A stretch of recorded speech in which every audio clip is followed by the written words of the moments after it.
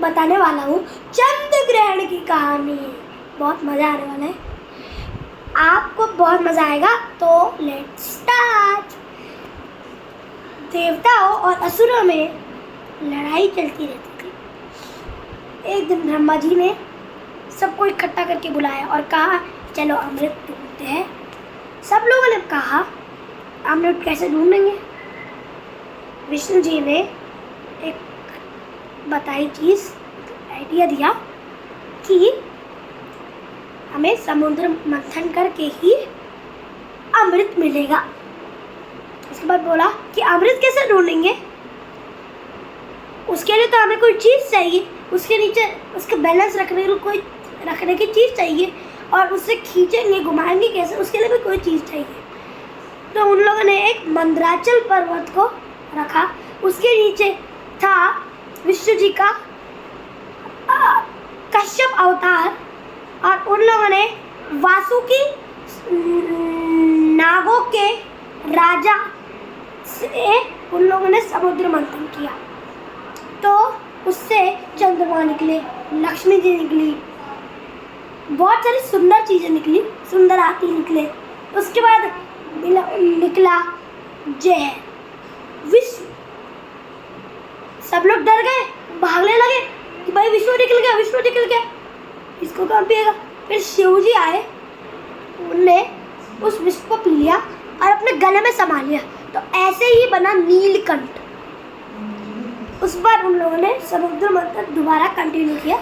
उसके बाद उनको मिला अमृत। उसके बाद सब लोगों में लड़ाई चल गई कि अमृत मैं खाऊं, अमृत मैं पीऊँगा, नहीं मैं पीऊँगा, तुम्हारा बॉस है मैं पीऊँगा, भाई मैं लूँगा, नहीं भाई मैं तुम्हारा बॉस हूँ, मैं छोटा हूँ मुझे दो। तो सबकी लड़ाई चलने लगी।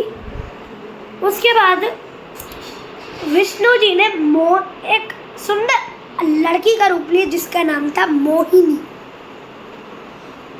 तो फिर उनने क्या किया, उनने राक्षसों को दे दिया सादा पानी और देवताओं को बांटने लगी अमृत। तो एक राक्षस था, तो वो चुपके से गया और देवताओं की लाइन में बैठ गया।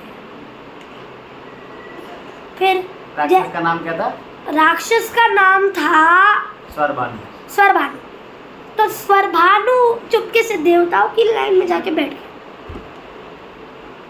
तो जैसे ही उसको अमृत मिला, उसके कंठ में जैसे ही अमृत गया,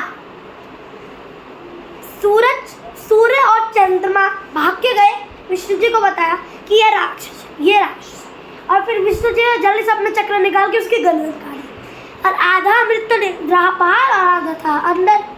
तो ऐसे ही जो सिर का पार्ट, जो उसका उनके फेस का पार्ट था, सिर का पार्ट था, वो बन गया राहु, और जो उनके बदन का पार्ट था वो बन गया केतु।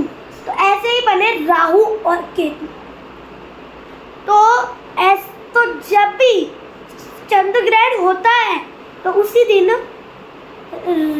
राहु और केतु चंद्रमा को खा जाते हैं, और जिस दिन सूर्य ग्रहण होता है उस दिन राहु और केतु सूर्य को खा जाते हैं। तो दोस्तों कैसी आपको लगी ये वीडियो? बाय। और साइंस की दृष्टि से बताते हैं कि इसको देखने से कुछ होता नहीं है, कुछ गलत चीज़ नहीं होती। और जो शास्त्रों में लिखा गया है कि इसको देखने से कुछ हो सकता है, मतलब कुछ भी हो सकता है, बट इसलिए इसको देखना नहीं चाहिए। तो दोस्तों आपको कैसी लगी ये वीडियो? सो बाय।